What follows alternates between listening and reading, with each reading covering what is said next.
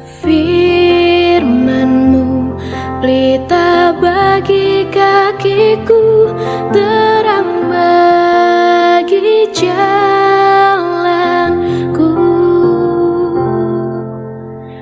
Firman-Mu pelita bagi Yesus, kami siap kakiku, untuk belajar. Haleluya. Amin. Amin. Ya, baik, puji Tuhan. Sekali lagi saya menyapa selamat malam semuanya. Hari ini kita akan mengakhiri surat 1, 2, dan 3 Yohanes yang sudah kita mulai dari minggu lalu. Minggu lalu kita concentrate dengan 1 Yohanes, ya, dan itu terdiri dari 5 pasal.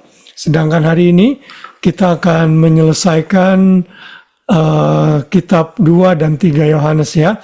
Jadi ini masih dalam bagian bibliologi, topik dari pelajaran Bible Study seri kita yang kedua.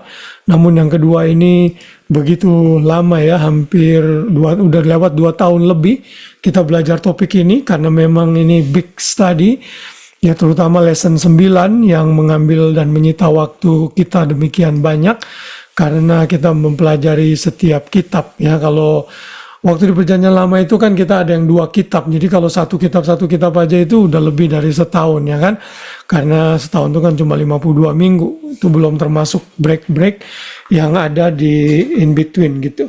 Nah, jadi hari ini kita akan menyelesaikan 2 dan 3 Yohanes, ya. Jadi seperti biasa sebelum mulai saya selalu review mengenai isi dalam kitab yang saudara punya dan yang saya miliki. Saya berharap saudara bisa mengingat ini, karena kan proses belajar itu kita tahu ada yang namanya repetition, ya, ada pengulangan itu membantu kita untuk kadang mengingat secara otomatis tanpa menghafal begitu. Nah, saya berharap ini bisa membantu kita.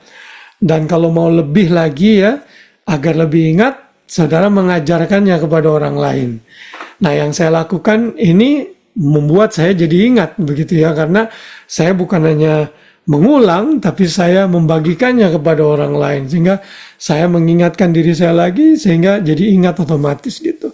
Dan kalau ini tidak dilakukan berulang-ulang tentunya kita akan lupa, ya, itu kan normal sebagai manusia. Ya, jadi ini susunan kanon Alkitab kita yang ditulis dari perjanjian lama sampai perjanjian baru, 66 kitab, 39 perjanjian lama, 27 perjanjian baru, ditulis bukan berdasarkan waktu penulisan, tapi ditulis berdasarkan kategori kitabnya. Ya, di perjanjian lama ada 5 kategori besar, 5 kitab hukum atau Pentateuch, lalu ada 12 kitab sejarah, 5 kitab nabi besar, 5 puisi, 5 nabi besar, 5 nabi besar, ya, dan 12 nabi-nabi kecil. Lalu di perjanjian baru lebih simple karena ada satu bagian besar yaitu surat-surat, itu mencakup 21 kitab.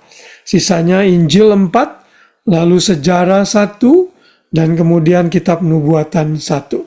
Nah, itu merangkum seluruh kitab yang ada dalam Alkitab kita. Ya. Nah, kalau sekarang kita sudah ada lewat perjanjian lama, kemudian kita sudah lewat perjanjian baru, bahkan sekarang sudah mendekati akhir. Setelah malam ini kita hanya menyisakan 2 kitab, yaitu kitab Yudas dan Wahyu yang akan kita selesaikan dalam pertemuan 2 minggu ke depan. Jadi kita akan resume lagi nanti tanggal 24 September, ya, setelah saya kembali. Jadi saya kembali itu sebenarnya Thursday tanggal 17, tapi kan masih jet lag atau perlu istirahat dan juga nggak ada waktu untuk mempersiapkan. Jadi kita akan mulai minggu depannya lagi tanggal 24 September. Lalu setelah itu kita akan menyelesaikan kitab Wahyu. Selesai sudah seri ini, nanti untuk kedepannya topik apa yang kita akan bahas, saya pikirkan dan sambil berdoa juga kira-kira mana yang kita mau utamakan untuk kita bisa pelajari dan juga untuk menambah perbendaharaan dalam Bible Study di gereja kita. Jadi dengan saya meringkas kitab-kitab ini, kalau misalnya saya mau refer seseorang untuk belajar Alkitab, mengerti Alkitab lebih dalam, saya tinggal kasih linknya, karena sekarang semua sudah available. Nah, itu tujuan saya. Lalu kalau orang-orang yang mau dibaptis misalnya, saya bisa kasih seri yang pertama mengenai doktrin-doktrin dasar kekristenan gitu ya. Nah, jadi ini satu hal yang baik sekali, dengan bantuan teknologi kita bisa membangun library kita di gereja kita khususnya, sehingga pelajaran-pelajaran ini bisa terekam dan ada arsipnya gitu. Ya. Nah, dalam Perjanjian Lama waktu penulisannya tentunya berbeda dengan yang kanon kitab kita. Jadi menurut tanggal penulisan, kitab Yakobus itu pertama, diikuti Markus, Matius, dan seterusnya. Jadi kitab Injil itu memang baru ditulis belakangan ya. Kalau saudara lihat Lukas, lalu Markus itu ada di kedua, ketiga, kemudian Yohanes itu belakangan. Jadi Injil itu ditulis dalam kurun waktu yang berbeda-beda. Nah, 1, 2, 3 Yohanes itu ditulis dalam kurun waktu yang bersamaan, kurang lebih tahun 85 sampai tahun 90 yang kita sedang pelajari hari ini. Ya, dan tentunya inilah susunan kanon Alkitab kita yang kita pegang mulai dari Matius sampai Wahyu. Oke. Nah, malam ini straightforward ya, tidak terlalu banyak background yang kita pelajari. Karena sebagian background kita sudah lihat minggu lalu, dan hari ini mungkin kita bisa membaca ayatnya satu persatu. Karena ini hanya singkat sekali, hanya 2 kitab yang terdiri dari 1 pasal. Ya, 1 Yohanes itu hanya terdiri dari 13 ayat. 1 Yohanes 5 pasal, 2 Yohanes itu 13 ayat, dan 3 Yohanes itu 15 ayat. Jadi sangat singkat sekali. Jadi saudara kalau baca less than 5 minutes ini bisa selesai. Ya. Nah, mari kita akan masuk sekarang ke dalam pembahasan kita. Nanti saya akan pecah menjadi 2 bagian, 2 Yohanes dan 3 Yohanes dulu ya. Jadi kitab 2 dan 3 Yohanes ini adalah kitab yang sangat pendek gitu ya. Dan para teolog berpendapat 2 dan 3 Yohanes itu bersama-sama dengan Filemon dan Yudas adalah New Testament postcard. Ya, New Testament postcard itu maksudnya sangat pendek sekali. Jadi kalau zaman dulu, mungkin sekarang kita sudah jarang melihat postcard yang di belakangnya kita bisa tulis ya. Sekalian kita bisa tulis surat atau pesan gitu. Nah, karena surat ini pendek sekali, maka para ahli berpendapat ini seperti postcard yang dipakai. Karena menulis 4 kitab ini itu cukup dalam 1 lembar papirus yang mungkin panjangnya sekitar 8 inch, ya lebarnya 8 inch, panjangnya 10 inch begitu ya. Cukup dalam 1 papirus 1 lembar untuk menulis surat-surat ini. Nah, salah satunya adalah surat Yohanes. Nah, kita akan masuk ke dalam surat 2 Yohanes dulu ya. Surat 2 Yohanes ini ada banyak orang memberi title, tapi hari ini kita akan belajar dengan judul Walking in Truth and Love ya. Walking in Truth and Love adalah tema besar yang ditulis dalam kitab 2 Yohanes ya. Nah, dalam 2 Yohanes ini tema kebenaran dan kasih muncul lagi sama seperti dalam 1 Yohanes. Ya, dan 2 kata ini adalah 2 kata yang paling dominan dan menjadi karakter paling penting dalam hidup kita dan dalam pelayanan kita. Ya, kita mengasihi sesama, lalu kita mengajar orang lain dengan kebenaran. 2 ini go hand in hand, begitu ya. Makanya moto gereja kita adalah loving the Lord, loving the Word, loving each other. Jadi loving the Word itu mengacu kepada kebenaran yang merupakan sumber dari segala sumber kebenaran, yaitu firman Tuhan. Ya, karena tidak ada hal yang lebih benar daripada firman Tuhan tentunya. Karena itu kita mesti mendalami seperti Bible study ini, lalu kita hidup dalam practical living kita dalam kasih, saling mengasihi sambil menerapkan dan mengajarkan kebenaran. Begitu ya. Jadi surat 2 Yohanes itu surat yang kedua terpendek di Alkitab kita selain kitab 3 Yohanes ya. Jadi 2 Yohanes itu kedua, yang paling pendek sekali adalah kitab 3 Yohanes begitu. Ya. Ada di kitab 2 Yohanes ini ada 245 kata dalam bahasa Yunani, dan setiap kata itu sekali lagi dalam semua kata-kata tersebut cukup dimuat dalam satu papyrus yang dulu waktu aslinya, teks aslinya itu ditulis ya. Zaman dulu belum ada kertas, mereka menulis dari daun papyrus begitu yang dikeringkan lalu dibuat lembab ya, dibuat lembab, basah sedikit sehingga bisa digulung dan bisa bertahan lama. Mereka pakai sistem pengawetan pada zaman dulu ya, seperti itu. Nah, surat 2 Yohanes ini adalah surat yang secara spesifik diarahkan kepada seorang wanita. Ya, kita tahu di dalam kitab kita ada ada nama-nama kitab yang berhubungan dengan wanita-wanita seperti kitab Ruth, kitab Esther. Lalu satu lagi kitab Tesalonika itu dari seseorang wanita yang bernama Tesaloniki, adalah sister dari Alexander Agung. Nah, itu nama kota yang ada di Yunani dijadikan nama kitab ya. Tapi surat atau kitab yang diarahkan audiensnya kepada seorang wanita itu hanya satu-satunya, yaitu surat 2 Yohanes ini. Nanti kita akan melihat. Dan dalam 2 Yohanes ini juga salah satu kitab selain 1 Yohanes yang menyebut antikris. Nanti kita lihat dalam ayat 7 secara singular sebagai satu pribadi. Begitu ya dalam 2 Yohanes ini. Nah, jadi 2 dan 3 Yohanes itu secara spesifik ditulis oleh seseorang yang bernama Yohanes, tapi menyebut dirinya dengan sebutan elders gitu ya, penatua ya, penatua begitu. Nah, nanti kita akan melihat, jadi nanti 2 Yohanes itu ditujukan kepada seorang wanita, lalu 3 Yohanes ditujukan kepada seseorang yang bernama Gaius ya. Selamat malam Hari dan Hani, selamat bergabung. Malam, shalom. Sehat-sehat ya, puji Tuhan. Puji Tuhan. Ya, puji Tuhan. Kita baru mulai ya 2 Yohanes. Baik. Nah, jadi singkat saja, penulis dari kitab 2 Yohanes itu adalah Yohanes sendiri ya. Yohanes yang adalah salah satu dari murid Tuhan Yesus, salah satu dari 12 rasul. Jadi 2-3 Yohanes ditulis oleh Rasul Yohanes. Jelas sekali dalam 2 Yohanes 1 ayat 1 ya. Coba kita baca ya, tolong. Ya, ini 2-3 Yohanes ditulis oleh Rasul Yohanes, salah satu dari 12 rasul. Pak Ade tolong bacakan 2 Yohanes 1 ayat 1 please. 2 Yohanes 1 ayat 1, dari penatua kepada ibu yang terpilih dan anak-anaknya yang benar-benar aku kasihi. Bukan aku saja mengasihi kamu, tapi juga semua orang yang telah mengenal kebenaran. Ya, thank you. Jadi nanti kita akan bahas ya siapa penatua ini ya.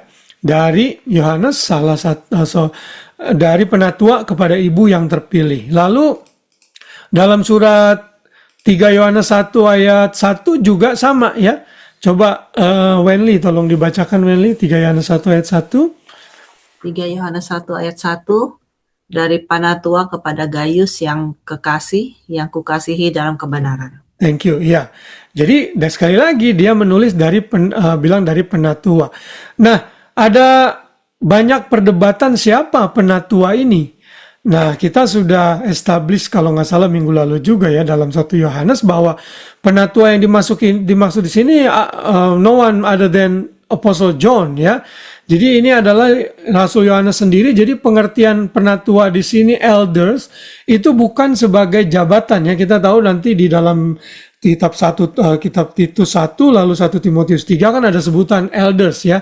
Itu elders sebagai posisi dalam gereja ya. Dalam organisasional gereja. Nah, dimaksudkan penatua di sini artinya karena Yohanes orang yang sudah tua pada waktu itu. Dipercaya dia berusia sekitar 85 sampai 90 tahun waktu dia menulis surat 1, 2, dan 3 Yohanes ini. Sehingga tradisi gereja, bapak-bapak gereja menyatakan ini adalah mengacu kepada Yohanes sendiri sebagai orang yang sudah tua dan menyebut dirinya elder. Ya, kenapa namanya tidak dicantumkan? Kita sudah nyatakan minggu lalu bahwa kemungkinan besar jemaat yang ada di Efesus yang adalah networking church itu sudah mengenal Yohanes dengan sangat dekat dan baik. Sehingga tahu ini yang menulis adalah Rasul Yohanes begitu ya. Nah jadi dia nggak perlu menulis namanya begitu. Jadi dia menyebut dirinya penatua. Nah lalu yang berikutnya audiensnya siapa? Simple saja ya, itu kepada ibu yang terpilih, seorang wanita yang terpilih. Dalam bahasa Indonesia disebut ibu yang terpilih, sedangkan dalam bahasa Inggris itu disebut lady ya, bentar ya, woman ya, bentar. Di dalam bahasa Inggrisnya disebut di elect lady ya. Jadi seorang perempuan atau ibu yang terpilih begitu. Yaitu dalam bahasa Inggrisnya ya. Itu dalam 2 Yohanes, sedangkan dalam surat 3 Yohanes ditujukan kepada satu pribadi yang bernama Gaius ya. Gaius ya, bukan Jayus ya. Kalau Jayus itu dry jokes. Nggak lucu tapi seolah-olah dibuat lucu ya, Jayus. Ya, ini Gaius namanya. Jadi nama Gaius ini nama yang cukup terkenal di Roma dan nama pasaran ya. Banyak orang memakai nama Gaius. Nah, balik ke 2 Yohanes dulu ya. Nah, ada beberapa perdebatan menyatakan siapa identitas dari ibu yang terpilih ini, saudara. Ada 2 penafsiran besar yang muncul. Saya setuju penafsiran yang kedua, tapi saya kasih tahu yang pertama dulu. Penafsiran yang pertama menyatakan ibu yang terpilih ini, wanita yang terpilih ini adalah representasi dari gereja yang seringkali digambarkan sebagai the bride of Jesus Christ begitu. Jadi mereka menafsirkan ini secara figuratif, oh ini adalah lambang dari gereja Tuhan begitu. Karena memang waktu itu banyak gereja-gereja di Efesus dan gereja itu tersebar di mana-mana, dan kita tahu waktu minggu lalu saya sebut ada banyak orang-orang kaya yang rumahnya di daerah perbukitan, pegunungan ya, slopes houses, itu rumahnya mahal-mahal, besar-besar, dan rumah-rumah itulah yang kemungkinan besar dipakai untuk gereja-gereja. Nah jadi mereka menganggap ini gambaran dari gereja.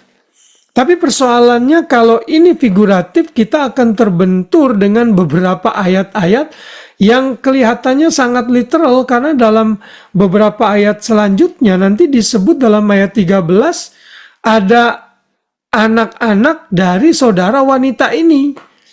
Lalu yang saudaranya itu punya anak lagi begitu. Nah kalau memang ini figuratifnya gereja, jadi anak-anak dan saudara perempuan dari wanita ini jadinya apa begitu?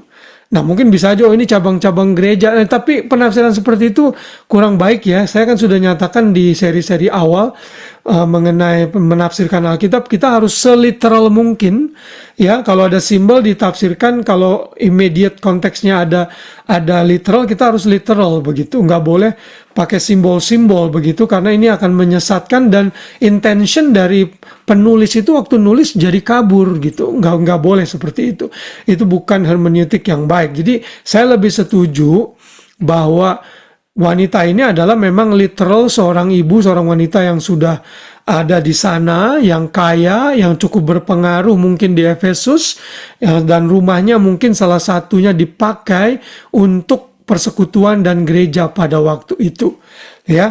Nah kalau itu benar dan saya percaya itu yang dimaksud, ya berarti ayat-ayat berikutnya waktu ada ayat yang menyebutkan saudara dari wanita ini, anak-anak dari saudara wanita itu, ya itu memang benar-benar saudaranya si sang wanita ini begitu ya. Nah jadi ini satu hal yang patut kita perhatikan saat kita membaca kitab 2 Yohanes begitu.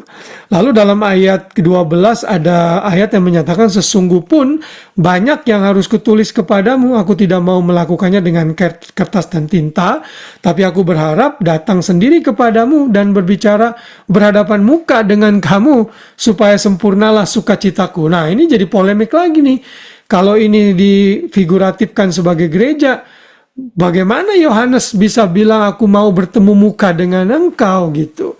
Ya, nah jadi akhirnya terbentur tuh kalau penafsiran nggak tepat, ayat-ayat yang selanjutnya dan isi dari kitab itu nanti akan bertabrakan. Karena itu saya lebih setuju penafsiran kedua, ini adalah benar-benar seorang wanita yang hidup pada waktu itu, yang sangat kenal baik dengan Yohanes dan dipakai rumahnya untuk ibadah di sana. Lalu Yohanes memberikan pesan surat kepada sang wanita ini, begitu ya. Jadi ini penafsiran yang menurut saya cukup baik. Dan kalau saudara nanti lompat ke 3 Yohanes, tadi saya nyebut ada seorang yang bernama Gaius. Gaius juga adalah literal man. Itu berarti ada kemiripan. Jadi kita bisa dengan percaya diri mengatakan wanita ini adalah bukan gambaran dari gereja, bukan figuratif dari gereja, tapi adalah merupakan figur asli orang tertentu, seorang wanita dan seorang pria bernama Gaius. Oke? Lalu tujuannya, waktu penulisannya itu ya tahun 90-an ya, kurang lebih 85 sampai 90-an begitu. Ditulis di mana? Di Efesus, kita sudah lihat sama seperti 1 Yohanes. Jadi Efesus itu salah satu headquarter ya, pelayanan Paulus yang berkembang dan banyak gereja-gereja dibangun di sana. Dari sinilah berkembang pelayanan dan dibuka gereja-gereja ke seluruh Asia Kecil, di daerah Turki dan juga sebagian di Yunani. Begitu. Nah, sekarang kita masuk langsung kepada tujuan penulisan 2 Yohanes.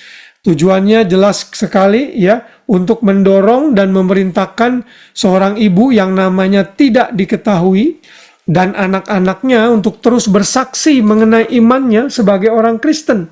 Juga untuk memperingatkan mereka mengenai pengajar-pengajar sesat agar jangan bergaul dengan mereka. Nah, nanti Yohanes akan menyebut lagi figur antikris di sana. Ya, oke. Nah, itu tujuannya ya, singkat sekali satu saja, mendorong dan memerintahkan ibu yang tidak dikenal tersebut untuk tetap bersaksi dalam imannya dan hati-hati dengan pengajar-pengajar sesat. Ya, itu ditulis dalam 2 Yohanes 7 dan 8. Kita skip saja dulu, nanti kita akan baca seluruh pasalnya ya. Nah, ini isi ringkasan dari surat 2 Yohanes ya, yang saudara bisa ingat dan dibagi-bagi dalam beberapa section sesuai apa yang saya ambil dari Insightful Living, pelayanan dari Chuck Swindoll ya. Chuck Swindoll ini sekarang sudah sangat lanjut sekali umurnya, mungkin hampir 90 ya, dan dia seorang teolog yang sangat baik sekali ya. Dia lebih ke devotionalnya gitu, komentarnya lebih ke kalau dia nulis komentar itu bukan scholarly commentary tapi devotional, lebih ke devotional commentary ya. Jadi dia bagi dari ayat 1 sampai 3 untuk introduction, isinya greetings, affirmation, encouragement. Lalu pasal ayat 4 sampai 6 itu walking in the truth, walking in love, walking in obedience. Ayat 7 sampai 11 the circumstance, many deceivers, the warning, watch out, the instruction, strong but necessary. Lalu ayat 12-13 personal note dan greetings ya, nanti saudara bisa baca sendiri di rumah. Kemudian slide yang berikutnya, struktur isi dari 2 Yohanes itu, nah, saudara bisa lihat nih mirip dengan yang tadi ya. Salam pembukaan, ada sukacita Yohanes, perintah untuk mengasihi, nasihat untuk bertahan, sikap terhadap pengajar sesat, dan penutup. Ya, ini dalam bahasa Indonesianya begitu. Lalu 3 tema besar dalam 2 Yohanes itu adalah kebenaran, kasih, lalu kebenaran tentang Kristus ya. Dan kebenaran itu tentunya hal yang sangat penting sekali, yang harus benar-benar membalut kasih. Tanpa kebenaran, maka kasih itu jadi sloppy, sehingga kita bisa kompromi, toleransi dengan dosa dengan dasar kasih. Tentunya Tuhan tidak mau seperti itu. Kita harus nyatakan salah, benar, ya benar. Tapi kita harus menegur dengan kasih, karena kebenaran tanpa kasih itu harsh, ya, menjatuhkan, kasar. Nah, tapi kebenaran dan kasih harus berjalan bersamaan, ya. Lalu kasih tentunya tidak perlu kita ulang lagi, dan ini topik yang sangat besar dalam Alkitab. Bahkan salah satu perintah Tuhan yang perlu kita lakukan, kasihilah Tuhan Allahmu dengan segenap hatimu, dengan segenap jiwamu, dengan segenap kekuatanmu, lalu kasihilah sesamamu manusia seperti dirimu sendiri. It is clear, ya. Lalu tentunya kebenaran apa yang membalut kasih, yaitu kebenaran tentang Kristus, karena seperti dalam 1 Yohanes juga kan ada golongan-golongan pada waktu itu yang keluar dari kekristenan, yang memang tidak sungguh-sungguh orang percaya, sehingga mereka menolak ajaran bahwa Yesus itu benar-benar sudah datang sebagai manusia berinkarnasi dalam daging. Nah, itu adalah golongan dari Gnosticism yang pada waktu itu marak pada masa Yohanes menulis surat ini. Nah, untuk lebih jelasnya, karena ini surat yang sangat singkat, kita sama-sama akan membaca surat ini. Kita akan baca secara bergantian satu persatu. Saya akan ganti dulu share screen-nya sehingga saudara bisa melihat ayat dan itunya, ya, ayat dan slide-nya. Oke.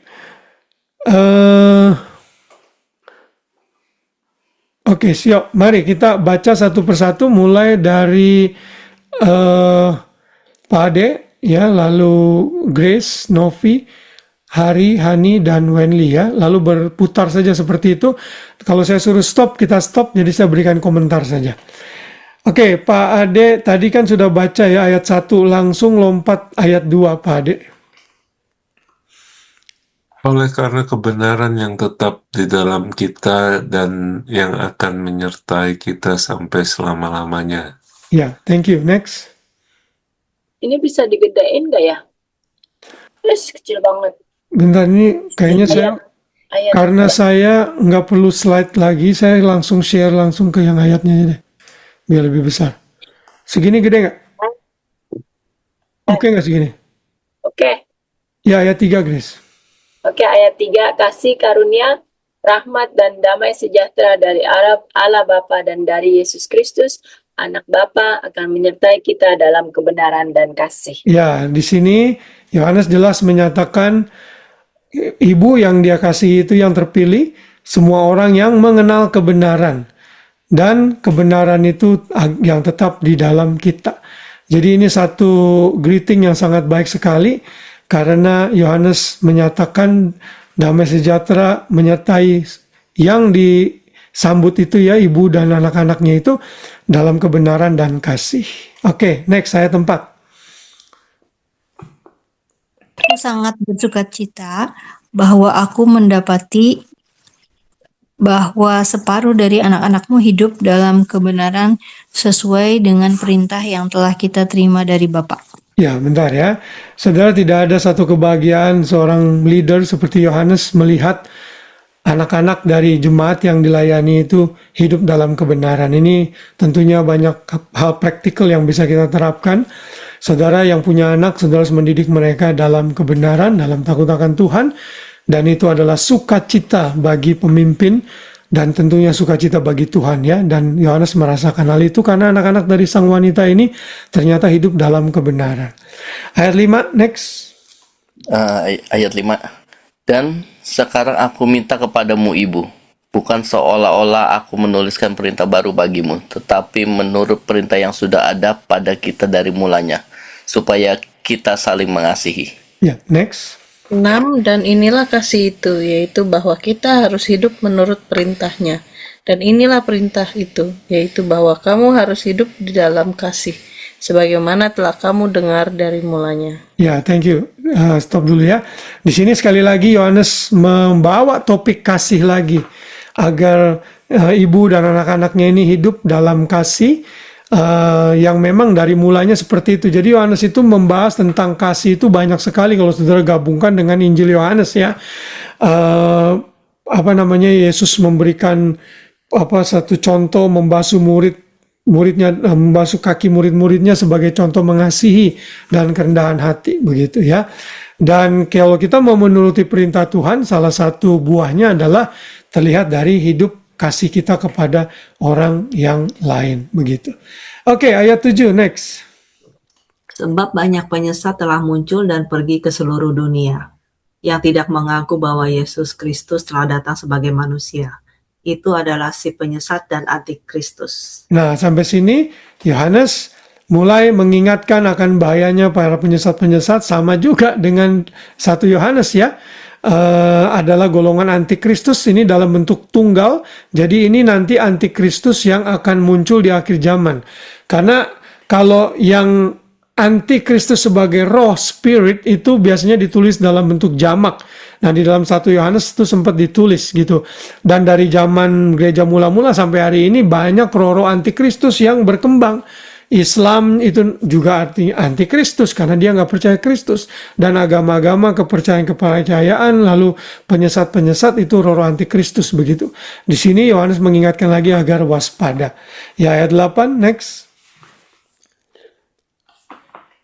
Balik ke Pade berarti ya. Waspadalah supaya kamu jangan kehilangan apa yang telah kami kerjakan itu, tetapi supaya kamu mendapat upahmu sepenuhnya. Ya, next. 10 ya. 9. 9. Setiap orang yang tidak tinggal di dalam ajaran Kristus, tetapi yang melangkah keluar dari situ tidak memiliki Allah. Barang siapa tinggal di dalam ajaran itu, ia memiliki Bapa maupun Anak. Ya, next. Jikalau seorang datang kepadamu dan ia tidak membawa ajaran ini, janganlah kamu menerima dia di dalam rumahmu dan janganlah memberi salam kepadanya. Next. 11. Sebab barang siapa memberi salam kepadanya, ia mendapat bagian dalam perbuatannya yang jahat. Oke, stop dulu sebentar ya.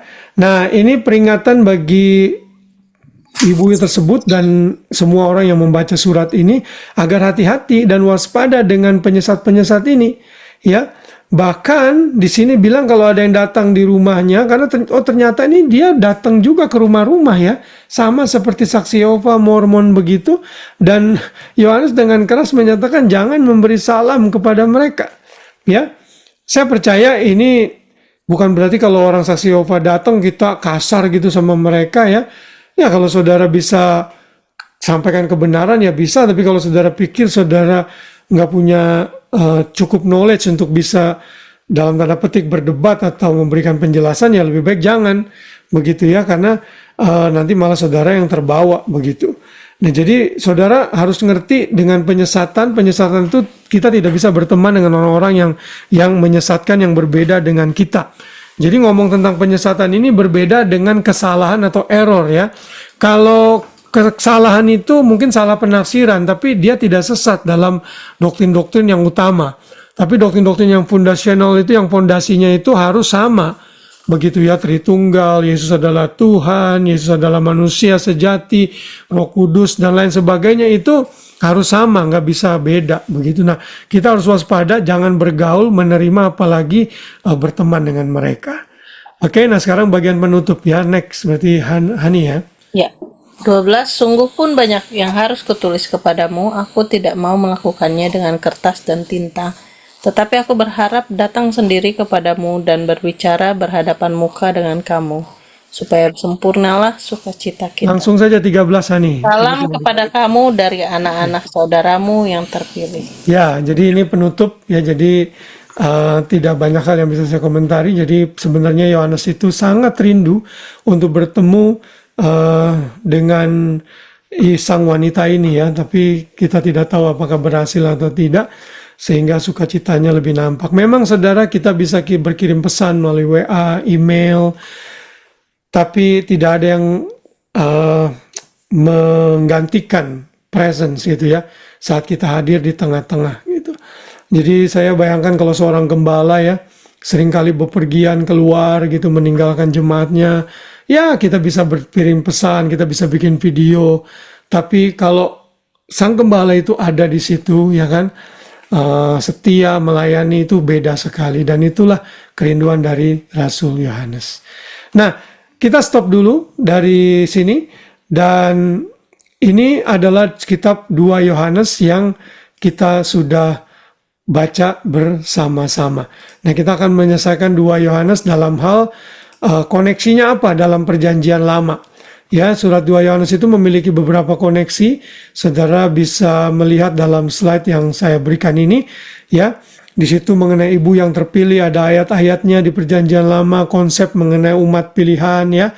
Ada kebenaran, tentunya perjanjian lama akrab dengan itu, hidup dalam kebenaran, saling mengasihi, dan sebagainya. Semua ini ada dan pernah dinyatakan dalam perjanjian lama. Jadi Alkitab itu karena diilhami oleh Roh Kudus bersifat holistik, komprehensif, dan menyatu. Jadi tidak bisa bertentangan satu dengan yang lain. Ya. Dan hal praktikal apa? Tadi saya sudah sebut pada saat kita go through all the verses. Banyak hal praktis yang bisa kita ambil, ya. Beberapa diantaranya adalah kita harus hidup dalam kebenaran. Tidak boleh menyimpang dari kebenaran itu sendiri. Dan bagaimana caranya kita tidak menyimpang? Ya, saudara harus akrab dengan firman Tuhan. Belajar Alkitab seperti ini akan membuat kita makin pandai dan bisa punya discernment spirit. Sehingga pada saat penyesatan datang, saudara bisa bilang, oh, ini kayaknya nggak benar nih. Ya, saudara bisa langsung spot kesalahan sehingga saudara tidak terjebak dalam penyesatan tersebut. Lalu saling mengasihi, of course, ya. Taat kepada Kristus, ajarkan iman kepada anak-anak, ya. Keluarga kita uji pengajaran, waspada terhadap penyesat, tetap dalam ajaran Kristus, jangan kompromi, ya, jangan menerima hospitality dengan mereka. Kayaknya Yohanes mencium bahwa sang wanita ini sempat menerima penyesat-penyesat dalam rumahnya, begitu ya, menjadi tamu. Jadi makanya diperingatkan, jaga kemurnian gereja, lalu gunakan media dengan bijak, kasih dan plus kebenaran itu sangat penting. Nah, inilah isi dari kitab 2 Yohanes, ya, yang sangat singkat. Saya berharap pengetahuan ini bisa membekali kita dari 2 Yohanes. Nah, dalam 15 menit ke depan kurang lebih kita akan menyelesaikan 3 Yohanes, ya, surat yang kedua yang kita pelajari hari ini. Ya, 3 Yohanes. 3 Yohanes ini tentunya masih ditulis oleh Yohanes juga, dan judulnya saya beri judul Truth plus Love equal Service, ya. Bagus sekali ya ini, ya. Kebenaran ditambah kasih, maka itu sama dengan pelayanan. Orang yang punya kasih, memegang teguh kebenaran, maka dia akan hidupnya penuh dengan roh melayani. Nanti itu akan terlihat dalam satu tokoh yang bernama Gaius, di mana dia membuka rumahnya untuk para hamba-hamba Tuhan, misionaris yang datang di Efesus, sehingga dia benar-benar menerapkan pelayanan dan kasih itu, menerapkan kasih dan kebenaran itu dalam pelayanan. Begitu ya, jadi ini hal yang sangat penting sekali. 3 Yohanes itu dalam bahasa Yunaninya hanya 219 kata, jadi lebih pendek dari 2 Yohanes. Kalau dalam bahasa Indonesia kan ada lebih banyak ayatnya, tapi sebenarnya dari segi kata dia lebih pendek, dan ini adalah kitab terpendek yang ada di Alkitab saudara dan saya. Oke?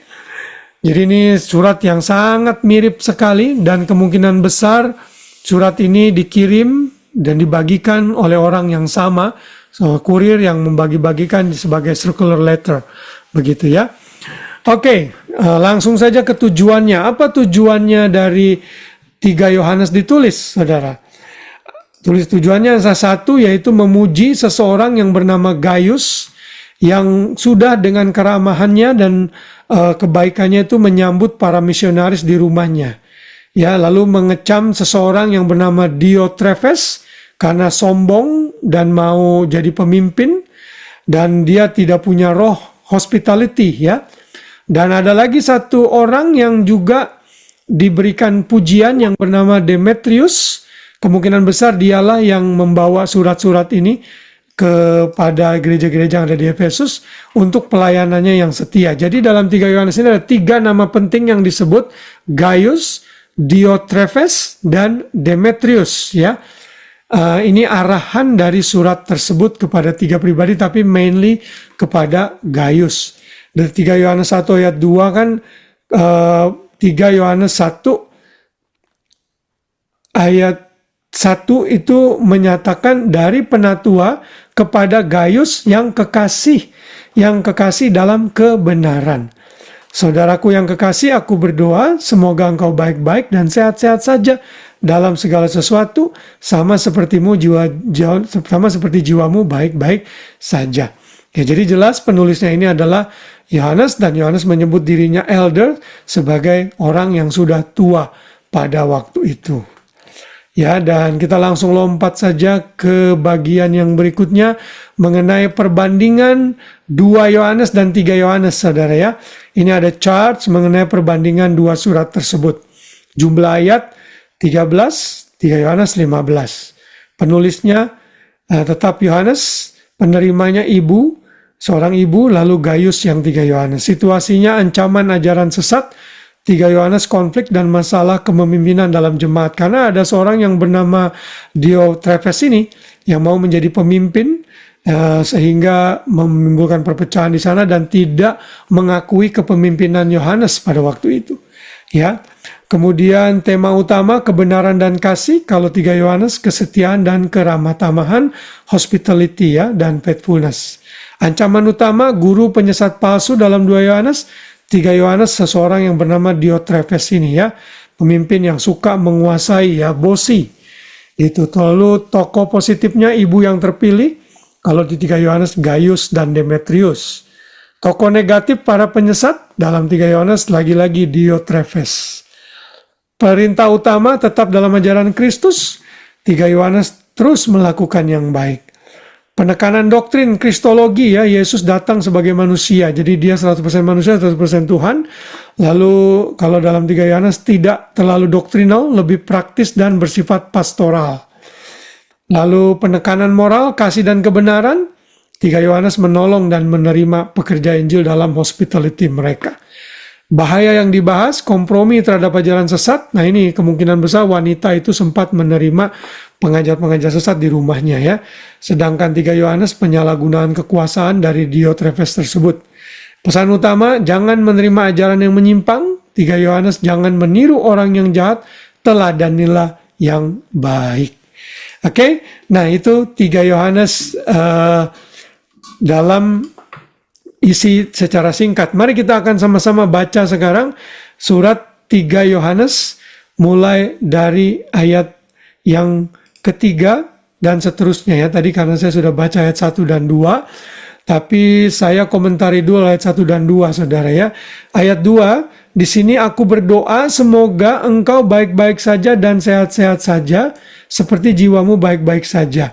Nah ini dipakai oleh kalangan gereja kita tentunya karismatik dan Pentakosta yang menyatakan sih lihat orang Kristen itu harus sehat-sehat saja nih. Lihat tuh ada ayatnya. Saudara, ini sebenarnya bentuk greeting yang sangat common pada waktu itu. Saya percaya ini pun juga common di era kita begitu. Kalau kita ketemu orang atau nulis surat kan biasanya kita bilang apa kabar mama papa, saya berharap mama papa di sana sehat-sehat ya gitu kan. Itu normal saudara. Ya, dan bukan hanya kesehatan fisik, malah Yohanes bilang jiwamu juga baik-baik, artinya secara psikologi mereka oke. Jadi ini tidak bisa dipakai ayat yang menyatakan orang Kristen itu harus selalu sehat saudara. Enggak selalu saudara ya. Ada saatnya kita bisa kena sakit. Bahkan ayat-ayat Alkitab Perjanjian Baru juga menyatakan Theophilus ditinggalkan oleh Paulus karena sakit. Lalu Paulus juga memberikan perintah kepada Timotius untuk meminum sedikit anggur berhubung dengan pencernaan Timotius yang kurang baik.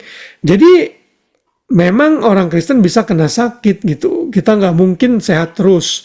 Bahkan penyakit akhirnya kematian adalah salah satu sarana yang dipakai Tuhan untuk memanggil pulang orang percaya. Apakah Tuhan bisa menyembuhkan? Yes, of course. Tapi kita tidak boleh menjanjikan bahwa kalau jadi orang Kristen, kita harus sehat-sehat terus, nggak pernah sakit. Lalu harus berlimpah duitnya, kaya, begitu ya, wealthy, health and wealth kan. Nah itu kita tidak boleh seperti itu. Semuanya harus ada balance, kita harus ajarkan sesuai apa yang Alkitab ajarkan. Oke. Nah, sekarang ayat 3 ya. Jadi kita lanjutkan dari Wenli. Tolong ayat 3 berikutnya. Ayat 3. Sebab aku sangat bersuka cita ketika beberapa saudara datang dan memberi kesaksian tentang hidupmu dalam kebenaran. Sebab memang kau hidup dalam kebenaran. Ya, next. 4 siapa ya? Nextnya ya. Pak Ade lagi ya. Nah, bagiku tidak ada sukacita yang lebih besar daripada mendengar bahwa anak-anakku hidup dalam kebenaran. Oke, ya ini sama ya. Seperti dalam 2 Yohanes. Yohanes sangat bersuka cita dan bersyukur melihat orang-orang yang dia layani hidup dalam kebenaran. Dan bahkan bukan hanya itu saja, bahwa Gaius ini sudah sangat terkenal bahwa dia orang yang baik dan hidup dalam kebenaran. Karena ada banyak orang yang datang kepada Yohanes dan bilang, oh si Gaius itu baik tuh hidupnya ya. Dia hidup dalam kebenaran dan itu yang membuat Yohanes sangat bersuka cita. Ayat berikutnya 5, next Grace ya. 5. Saudaraku yang kekasih, engkau bertindak sebagai orang percaya, di mana engkau berbuat segala sesuatu untuk saudara-saudara, sekalipun mereka adalah orang-orang asing. Ya, nah di sini Yohanes mulai memuji Gaius yang menerima para pelayan-pelayan misionari yang bisa tinggal di rumahnya. Jadi ini hospitality ya. Lalu ayat 6, next. Mereka telah memberi kesaksian di hadapan jemaat tentang kasih-Mu. Baik benar perbuatanmu, jika engkau menolong mereka dalam perjalanan mereka dengan suatu cara yang berkenan kepada Allah. Nah, dalam perjalanan misi inilah orang-orang ini perlu tempat tinggal mungkin pada waktu itu dan Gaius membuka rumahnya lebar-lebar. Jadi kalau saudara rumahnya dipakai untuk jadi hospitality hamba Tuhan itu berkatnya luar biasa saudara ya. Makanya kan kita tahu rumah kita, mobil kita, semua yang kita miliki itu milik Tuhan ya. Kita gunakan untuk pelayanan sebisa mungkin ya. Tapi kalau saya sih bepergian kemana-mana, kalau saya bisa nggak nginep di rumah orang itu lebih enak sebenarnya ya, karena ada sedikit sungkan begitu ya. Kalau bisa di hotel ya lebih baik di hotel dah, baik mungkin hotelnya nggak yang terlalu mahal begitu. Tapi kan pada waktu itu kan nggak semua misionari itu punya uang, mereka susah memang gitu ya, dan mereka perlu tempat tinggal waktu melayani ya. Gaius ini menyambut mereka di rumahnya begitu, dan orang-orang lain juga tahu akan hal itu bahwa Gaius melakukannya. Next, ayat berapa sekarang? 8 ya? 7. Sebab karena namanya mereka telah berangkat dengan tidak menerima sesuatu pun dari orang-orang yang tidak mengenal Allah. Terus, 8. Kita wajib menerima orang-orang yang demikian, supaya kita boleh mengambil bagian dalam pekerjaan mereka untuk kebenaran. ya jadi jelas nih di sini mereka tidak membawa apa-apa dari orang-orang yang tidak mengenal Allah. Mungkin mereka dikucilkan waktu jadi pelayan Tuhan, tapi ditegaskan mereka wajib menerima orang-orang demikian. Maka itulah Yohanes sangat memuji Gaius karena spirit of hospitality yang dia miliki ya. Next ayat 9. Aku telah menulis sedikit kepada jemaat, tetapi Diotrefes yang ingin menjadi orang terkemuka di antara mereka tidak mau mengakui kami. Nah ini bentar ya, saya sebelum dilanjutkan. Jadi disinilah disebut seorang yang bernama Diotrefes ini, dia pengen jadi pemimpin, ingin jadi terkemuka, sehingga dia tidak mengakui kepemimpinan Yohanes dan beberapa orang leader lainnya. Dan Yohanes mengecam orang ini dan juga untuk berhati-hati dengan orang ini. Dan dalam gereja-gereja Tuhan sepanjang sejarah termasuk di dunia modern, ini banyak orang-orang yang model kayak begini. Ya saya sih bersyukur ya lah ya di gereja yang saya gembalakan saat ini belum ada, dan jangan sampai ada, saya berdoa. Karena buat pemimpin ya, dalam hal ini saya sebagai gembala sidang, ini satu pergumulan saudara ya. Kalau kita punya orang yang ingin jadi pemimpin juga, lalu akhirnya tidak mengakui otoritas seorang pemimpin, itu bahaya. Akhirnya nanti menimbulkan perpecahan. Paling nanti ujung-ujungnya terpaksa split begitu. Kalau nanti makin meluas begitu. Kalau udah nggak bisa diomongin lagi, ya paling voting. Ya udah, daripada kita berantem terus, yang mau ikut ke sana, yang mau stay. Begitu paling ya. Dan itu yang sudah terjadi di dalam sejarah gereja-gereja modern, saudara. Kenapa banyak gereja-gereja pecah ya? Karena ini ada karakter orang yang seperti Diotrephes begini ya. Karena itu harus hati-hati. Ayat 10 Pak Ade lagi ya. Ayat 10. Karena itu, apabila aku datang, aku akan meminta perhatian atas segala perbuatan yang telah dilakukannya. Sebab ia melontarkan kata-kata yang kasar terhadap kami. Dan belum puas dengan itu, ia sendiri bukan saja tidak mau menerima saudara-saudara yang datang, tetapi juga mencegah orang-orang yang mau menerima mereka dan mengucilkan orang-orang itu dari jemaat. Ya, ternyata ini bahaya banget yang dilakukan oleh Diotrephes ini ya. Saya mau lihat meleter itu dalam terjemahan yang barunya apa ya? Ditulisnya ya, bentar ya. 3 Yohanes ya. Meleter ayat 10 ya. Ayat 10 di sini dikatakan, karena itu apabila aku datang, aku akan meminta perhatian atas segala perbuatan yang telah dilakukan, sebab ia berbicara tanpa makna. Meleter itu berbicara tanpa makna dengan melontarkan kata-kata kasar terhadap kami.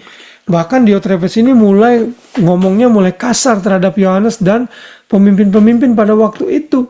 Ya, dan masih belum puas juga, ia sendiri bukan saja tidak mau menerima saudaranya datang, tapi juga mencegah orang-orang yang mau menerima mereka dan mengucilkan orang-orang itu dari jemaat. Jadi kalau ada orang yang perlu tumpangan, dia bilang jangan terima orang itu.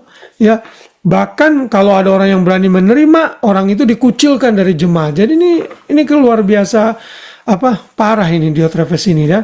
Jadi racun dalam jemaat begitu. Nah, makanya Yohanes memberikan peringatan akan hal itu.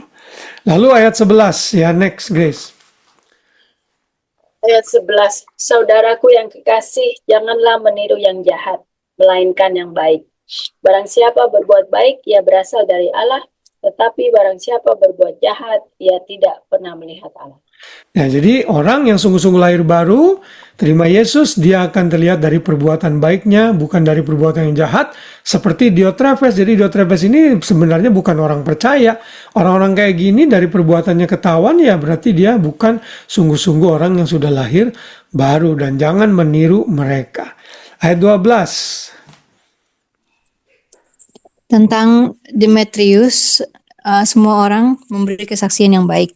Malah kebenaran sendiri memberi kesaksian yang demikian. Dan kami juga memberi kesaksian yang baik tentang dia. Dan engkau tahu bahwa kesaksian kami adalah benar. Nah, lalu Yohanes beralih kepada orang yang ketiga yang bernama Demetrius. Dan ini baik orangnya. Karena ada banyak orang bersaksi tentang perilaku dia yang baik. Malah kebenaran sendiri memberikan kesaksian. Artinya kenyataannya memang seperti itu yang dia lakukan. Itu berbicara bahwa dia ini adalah orang yang benar dan yang baik ya. Jadi ikuti orang yang seperti ini. Lalu ayat 13, 14, 15 pas ya sampai Wenli. Silakan Hani Wenli.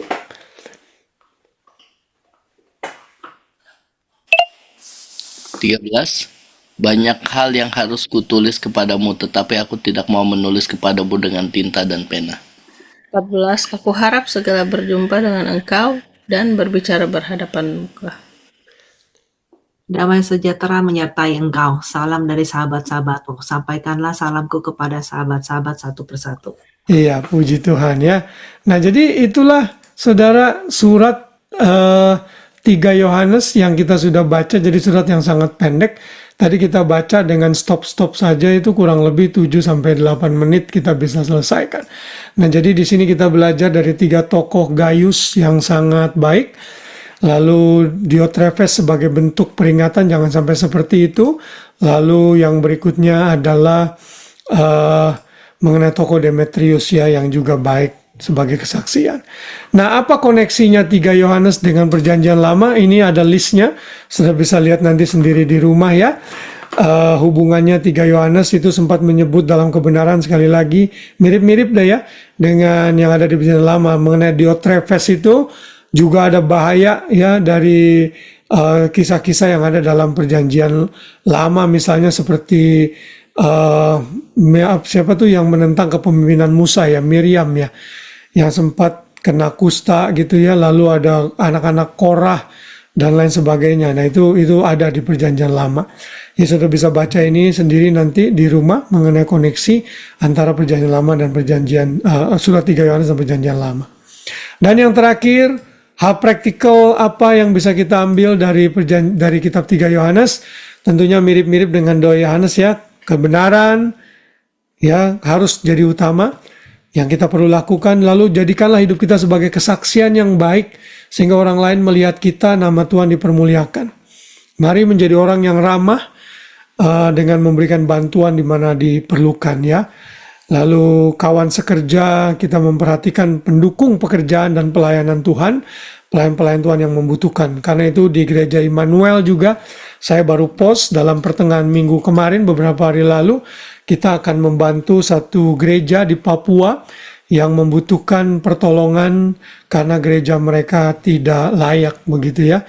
Dan kalau nanti Tuhan kehendaki ada sisa, kita bisa split untuk membantu korban gempa di Flores begitu. Dan ini menganggap bahwa kita ini kawan sekerja, saudara seiman di hadapan Tuhan yang harus saling membantu satu dengan yang lain. Kita tidak bisa datang ke sana, tapi uang kita, materi yang kita punya, kita bisa kirim ke sana.